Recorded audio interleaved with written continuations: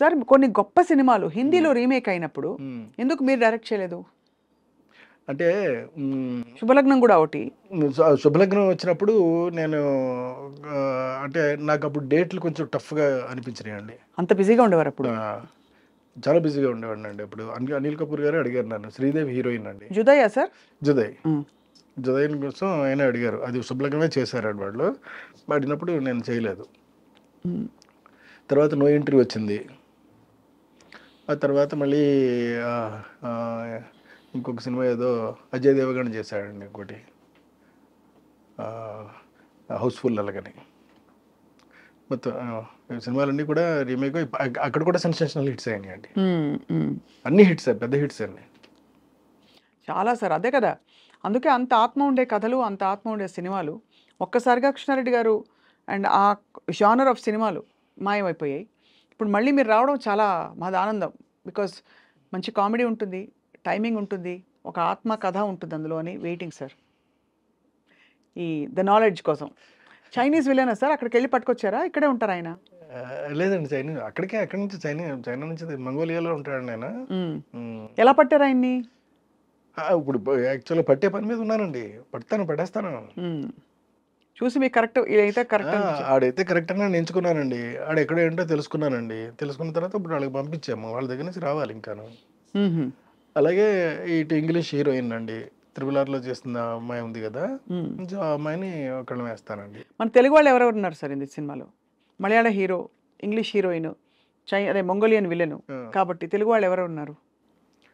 తెలుగు వాళ్ళు అని అంటే ఇప్పుడు అనుపమ్ ఖేర్ ఒక అతను ఉన్నాడండి, అతను ఆయన తెలుగు హిందీ కాదు సరే. అనుకోండి, హిందీ అతను.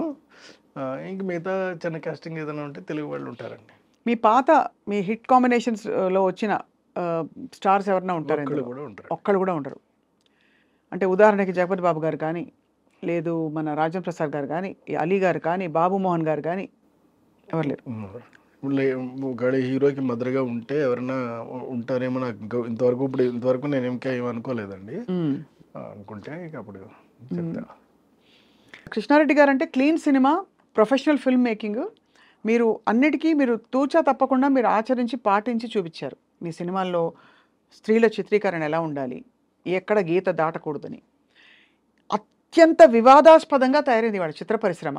మలయాళంలో మీటూ క్యాంపెయిన్, లైంగిక వేధింపులు అనే అలిగేషన్స్ రావడంతో పెద్ద పెద్ద స్టార్ల పేర్లు కూడా వచ్చి రానట్టు వచ్చి వెళ్ళిపోతున్నాయి. మీ కామెంట్ ఏంటి సార్ కృష్ణారెడ్డి గారు? మీకు ఏమనిపిస్తుంది ఈ పరిశ్రమలో ఇక్కడ ఉన్నా నేనని? మీరు క్షమిస్తే నేను ఒక విషయం చెప్తాను. చెప్పండి సార్. న్యూస్ పేపర్లోను మోహన్ లాల్ వదిలేస్తున్నాడని ఏదో వచ్చిందండి న్యూస్. ఆ హెడ్డింగ్ చదివేసి వదిలేస్తానని తప్ప లోతుకి వెళ్ళను నేను. అస్సలు పట్టించుకోనండి. నాకు ఇదంతా కాదు కావాల్సింది. నేను మీకు ఇందాక చెప్పానే, ఒక క్యారెక్టర్ నేను అనుకున్నప్పుడు ఆ క్యారెక్టర్కి అనువైనటువంటి వ్యక్తి ప్రపంచంలో ఎక్కడున్నా వెతికేస్తానండి నేను. ప్రపంచంలో అది ఎవరైనా పర్లేదు, నాట్ ఓన్లీ ఇన్ ఇండియా అండి, ఎవరైనా పర్వాలేదండి, వెతికేసేసి ఆడనే తీసుకొచ్చి పెట్టి చేస్తానండి. అది ఓకే సార్. అది ఇది సినిమాలు నేను చేయవలసింది అది, నేను చేయవలసింది అది, తగిందది, చేయబోయేది అదండి.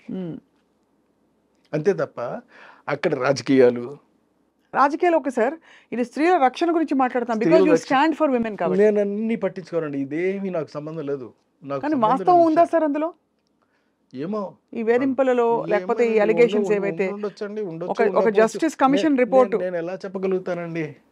నేనేమి చెప్పలేనండి ఆ విషయంలో. నేను వాటిని జోలికి వెళ్ళను, వాటిని పట్టించుకోను, వాటిని తెలుసుకోను. నాకు ఆ ఇంట్రెస్ట్ లేదండి. అంతే. నాకల్లా ఒకటే, నా క్యారెక్టర్గా అనువైనటువంటి వ్యక్తి ఉంటే తీసి సినిమా తీసేయడమే. ఓకే, ఇలా చెప్పండి సార్. మీ సెట్లో డిసిప్లిన్ ఉండేలాగా మీరు ఎలా పాటించుకుంటూ లాక్కొచ్చారు అన్ని సినిమాలకి? మీ సెట్స్లో వివాదాలు ఇటువంటివి రాకుండా మీ యూనిట్లో హీరోలు, హీరోయిన్లు, క్యారెక్టర్ ఆర్టిస్టులు సాధారణంగా ఏంటంటే మన క్యారెక్టర్ తెలిసిన తర్వాత అండి ఎవరైనప్పటికీ కూడా అలాగే ఉంటారు, అలాగే ప్రవర్తిస్తారు అక్కడ అంటారు. అంటే ఇప్పుడు ఆహ్వానంలో రమ్యకృష్ణ గారు చేశారు, పెద్దవాడు బాహుబలిలో కూడా చేశారు. అప్పుడు రమ్యకృష్ణ గారు చేసినప్పుడు ఎంత అందంగా చూసుకునేవాడంటే, ఆవిడ లాస్ట్ డే షూటింగ్ అయిపోయి కంప్లీట్ అయి వెళ్ళిపోతున్నప్పుడు అండి, పట్టుబట్టలు పెట్టి వెండి పళ్ళులో అందులో పెట్టండి, దానిపైన ఒక 10,000 రూపాయలు డబ్బులు పెట్టి, కుంకుమ పెట్టి, ఆవిడకి బొట్టు పెట్టి మరీ పంపించామండి. ఆవిడ ఏడ్చేశారండి పట్టుకొని. ఆ సన్నివేశం నాకు ఇప్పటికీ కూడా గుర్తుంది.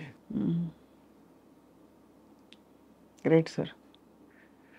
అంతటి మర్యాద ఇచ్చేటటువంటి మనం మిగతా నేర్చుకోవాల్సిన అవసరం అయితే నాకైతే లేదండి. Correct sir. అదే అదే చాలా ఆశ్చర్యం. ఇప్పుడు అంటే ఈ వివాదాల వల్ల ఒక చుక్క విషయం అంటారు కదా ఇప్పుడు సార్. సౌందర్య లాంటిది ఆర్టిస్ట్ ఉందండి. ఎంత గొప్ప నటి సార్ అన్యాయం. ఎంత మంచి యాక్ట్రెస్ అండి ఆవిడ.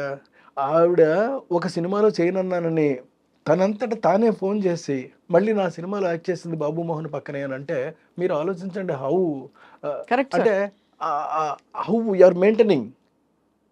మనం మెయింటెనెన్స్ చేసే విధానాన్ని బట్టి ఇదంతా ఆధారపడి ఉంటుందండి. అవును సార్. వీడు ఆ గొడవల్లోకి వెళ్ళడం, వీడికి ఇవన్నీ అనవసరం. అతని పద్ధతి ఏదో అతనిది, అతను ఇదిలో అతను ఉంటాడు అంతే. దానికి వాళ్ళు నచ్చితే వస్తారండి. ఒకవేళ నచ్చలేదు మానేస్తారు, మళ్ళీ నచ్చింది మళ్ళీ వస్తారు. అంతే కదా. అస్సలు ఏమీ ఇబ్బంది లేదండి, ఇబ్బంది లేదు. దేనికి సమస్య లేదు.